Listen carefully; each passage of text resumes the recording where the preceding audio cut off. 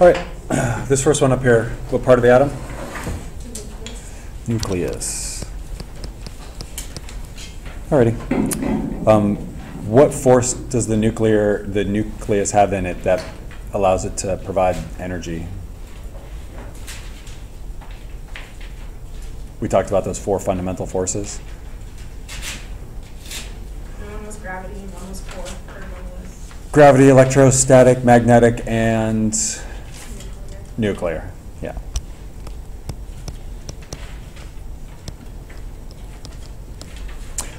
Major difference between the alpha and beta as opposed to the gamma? The alpha and beta are what? Particles. And this is just light. So if you get hit with alpha and beta, it's on you. If you eat alpha and beta, it's in you. If you get hit with gamma, you got hit with it, and that's it. Just like you turn the light off and now you're no longer exposed to it. You're only exposed to the gamma as long as the light is on you. You're exposed to the alpha and beta as long as the alpha and beta are on your skin or inside of your body. They're just there until you get rid of them. So if you've seen any movies about somebody getting contaminated with radiation, they go into this awful shower where they get scrubbed with like brushes that you would use to scrub a floor with.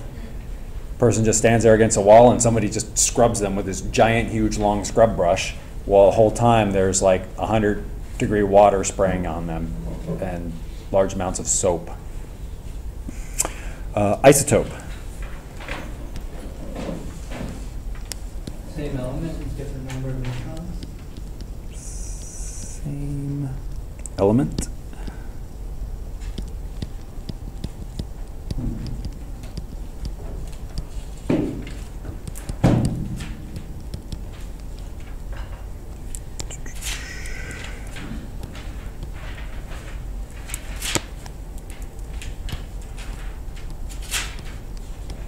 All right. So what does 20F9 tell you about the isotope?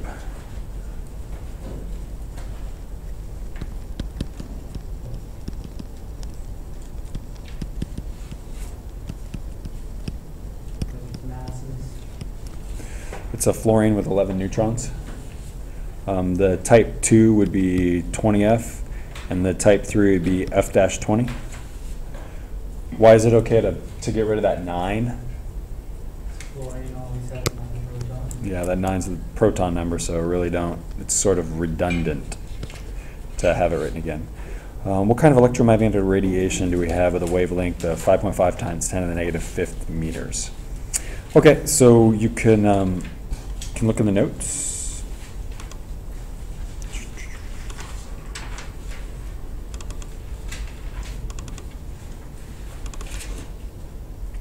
And scroll down to that diagram that we had. And so here's our 10 to the negative 5th here. And so that's going to be falling into my infrared section.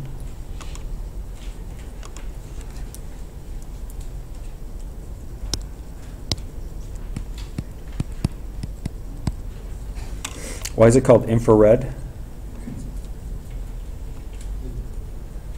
on heat signature.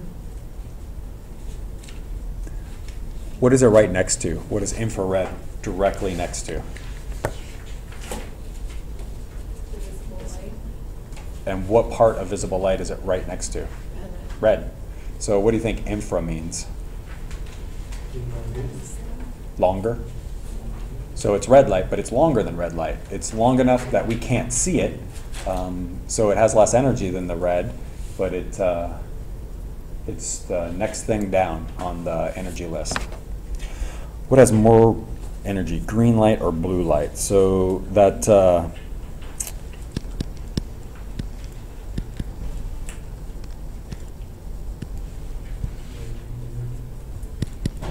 so our Roy G. Biv, and down here was our infrared,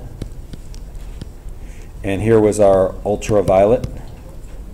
And this is the order in which the rainbow, so if I have my infrared over here, then I go through my visible light, and then I end up at infrared. So we definitely know that my infrared, like there's a lot more energy down here with my infrared, right? You mean your ultraviolet? With my ultraviolet, yeah, with my ultraviolet. So there's a lot more energy there. The issue with that is, since this has a lot more energy, that means anything closer to it has got more energy. So as I'm going through this, my red has the least amount of energy and my violet has the most amount of energy. So if I'm looking at this, my green light is to the left of my blue light in this particular instance. So my, my blue light is going to have more energy. Right, all three types of notation. It's got a potassium with 22 neutrons. So potassium is element number 19. So 19K and then 22, so 41 and 41K and K41. Fill in the missing piece. So here's carbon. And so the reactant is carbon, and it's got a mass of 14. And on the other side, I've got something that's got a mass of 0. And so then this thing here's mass has got to be 14. And 6 is equal to -1 if this other number is what? 7. So nitrogen. Here I've got an alpha particle, which is got a mass of 4 and 2 protons, and I got a radon. So this thing used to have a mass of 228, and it used to have 88 protons, and it used to be radon, or radium. So the element radium, alpha decays into the element radon, and that's it. Ooh. Did my bike just fall over? That's really weird. That was just on that. You're supposed to be on that. I can't get there fast enough. What needs to happen for radiation to give a person cancer? Come on, Steve. Damage the DNA. What? He gave us the rundown of like Yeah. straight from the sun all the way to the skin. Biology cancer, skin cancer, or what? The only way you can get cancer is if something happens to you. What has to happen to you? You have to be exposed to light with enough energy to break a chemical bond, specifically the DNA bonds. A chemical bond needs to break.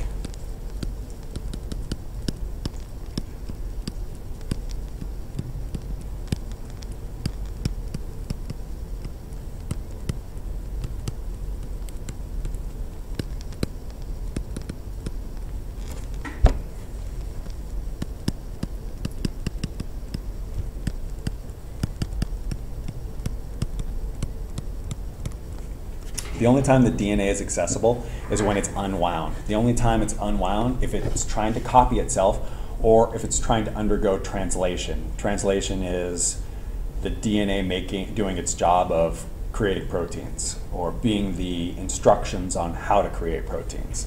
So if that DNA is not unwound, you can't do anything to it. And if it is unwound, the only way to damage the DNA, which would be to create a cell that would be transmuted into cancer, would be if you broke a bond on the DNA. So without breaking the bond, you can't get cancer. So for the electromagnetic spectrum, the least amount of energy that can actually break that bond is UV. So anything that has less energy than UV can't possibly break a bond in the DNA when it's unwrapped. The beta particle and the alpha particle, if they interact with it, they'll crush the bond, for sure. So the alpha and beta are very dangerous, but we'll find out why they're only kind of, sort of, really dangerous a little later. Would it be safe to say that it would have to break a chemical bond in a specific position or like place on a DNA to like actually cause cancer? Yes. Yeah. The You have to DNA, hit a certain spot. the DNA would actually have to change the order of its nucleotides. So if the DNA consists of, say, G's and C's and A's and T's, and we'll get to that in the next class, you would have to actually break one, so a different one would replace. So wherever there was supposed to be an adenine, you replace it with a guanine, something like that. Point mutation, right? Correct. You would actually have to swap molecules. And it's possible because all 4 of the things that are composed of DNA are right there. They're all super available to make a bond with. So if something gets knocked off, something could slide in and take, and we know that happens because people get skin cancer. It does occur. Fundamentally, what are we talking about with a neutron? Is it a proton and an electron on it? It's a proton, electron. I mean, if you talk to a particle physicist, they'll talk about quarks, but we're not really caring about quarks because quarks don't come out of nuclei. Electrons come out of nuclei. Not that an electron isn't a combination of quarks, but it's not important to us. It's a proton and a neutron. Okay.